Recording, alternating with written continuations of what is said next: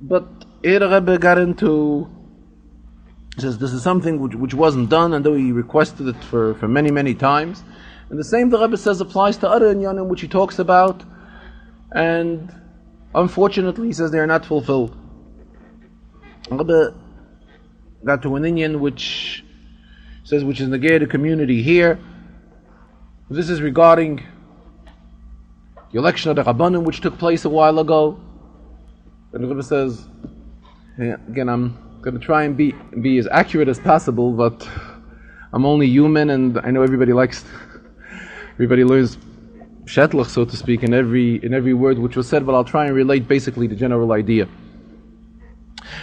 The Rebbe says it was something unheard of that a community was, use the expression, Zolleifem, should run for such a long time without a Rav. The Rebbe says normally what the attitude should have been, as it's customary in all Kehilas B'Yisrael and all Jewish communities, says what's customary is that the group of Yidden who are loimdim and those who understand properly what a Rav has to be, they are the ones usually that get involved, and they are the ones who get involved to pick a Rav. He says, but unfortunately this did not happen. And he says he started getting letters, and all different type of letters, why he lets this happen, that the community is running without a Rav. The Rebbe used the expression, Poinani mikol hasokai. He said he stopped doing whatever he was doing, or whatever he thought, the Rebbe says, whatever he thought he has to be doing, or whatever he thinks he has to be doing, and he got totally involved in this inyan. And he says, thank God there was an inyan of elections. The first two Rabbanim were picked, and then a third Rav was picked. And he says, then there were those that came up with an idea to postpone the effectiveness of the Rabbanim until Elul. The Rebbe says this is an unheard of thing. The election of the Rabbanim took place in Iyah and in Sivim, and prior to that, and here they want to postpone it for a period of months. What is the reason behind it? The Rebbe says there are those people who are also appointed on various positions, and when they could not produce what they were supposed to produce in their areas, what they began doing was to spoil what others are doing, to break what others are doing. So naturally they would want to postpone the Rabbanis. Sure, they would want to postpone the Rabbanis, because feeling that when they have a period of 4 months ahead of them, they will be able to break it totally. And again, this is something which is unheard of. But says when there are people who are given various appointments and they have to do their appointments, and if for whatever reason they are not successful in their areas, that doesn't mean that they should go out and interfere with others who are trying to accomplish good things. And here the Rebbe expressed himself regarding the council. The Rebbe says that having elections is something which should be. The Rebbe said when he was a child in Cheder, he says he was raised in a house where his father was a Rav and his uncle was a Rav.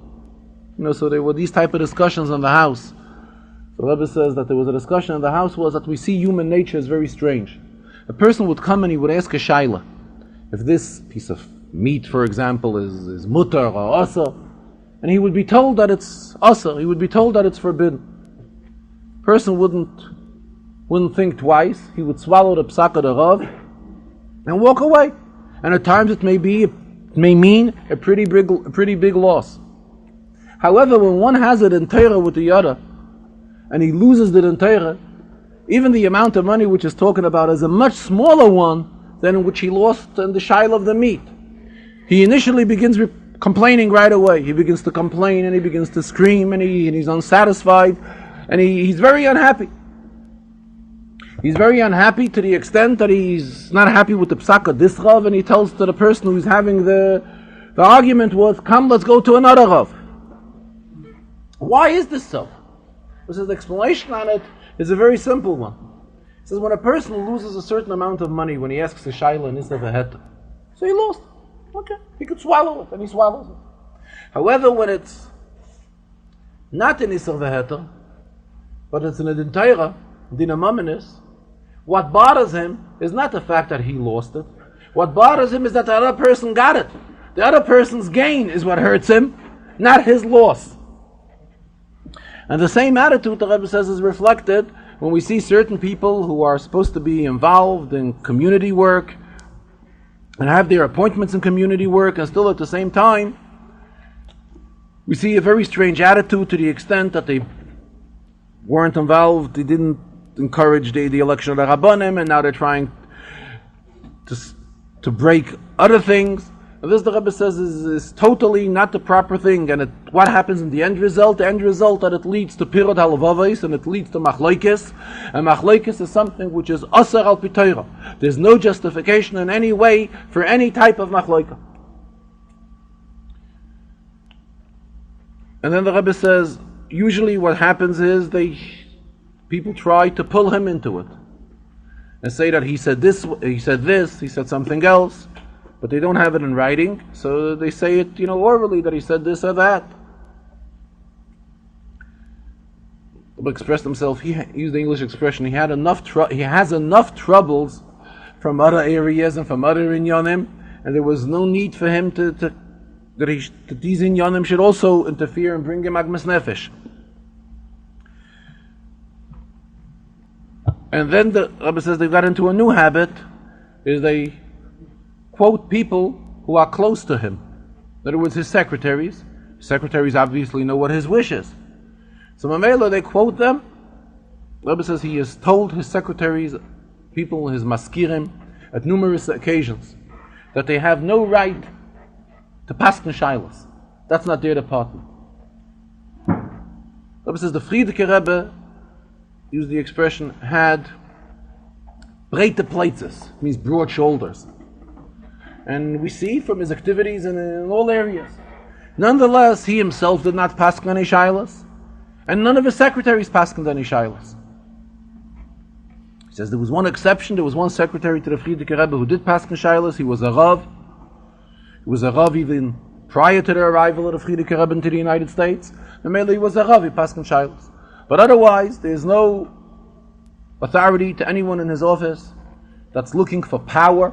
That's what he said. He's looking to dictate or for power.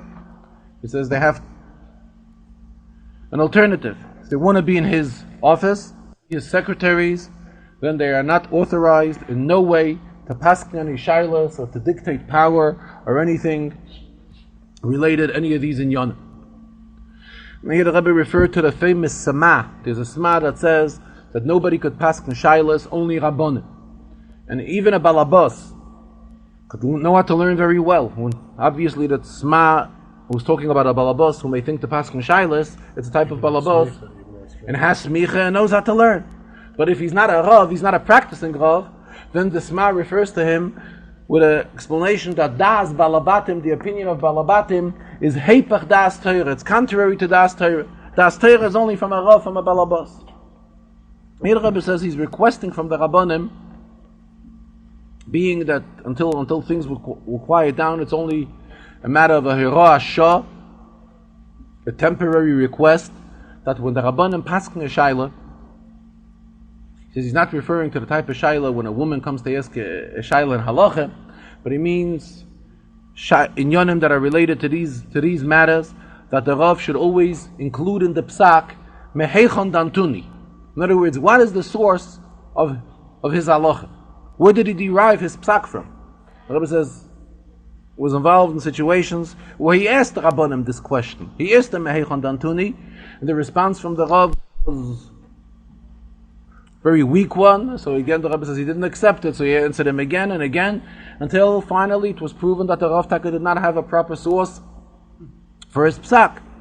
B'meila, so he's asking the Rabbonim at least for temporary request, at least for the next couple of months, that should always include in their piskei dinim meheichon dantuni, what is the source of their halacha, where did they derive it from, and on what is their psak based on. And the Rebbe spoke about this inyan at length. This is the general inyan which the Rebbe spoke about, and again kept on requesting that they expressed himself. The Rebbe says this is the shchuna, this is the neighborhood, Friedeke Rebbe. The Rebbe says Geld, money wird nicht kontrollieren, will not control the Shchuna. What will control the Shchuna? Achdus, and only Achdus, total unity. This is what will control this neighborhood. And again, the Rebbe got in that there's no union of being a Don Yechidi. Nobody can judge himself. It's only the Rabboni Shalom that can be a Don Yechidi. And when it comes to judging matters, we always have to have several Rabbonim. And the same thing when the source of money for the Rabbonim cannot be from one individual or something like it, because then there's no bigger sheikhah, there's no bigger bribe than this. This is outright bribery, and this is in no way permitted.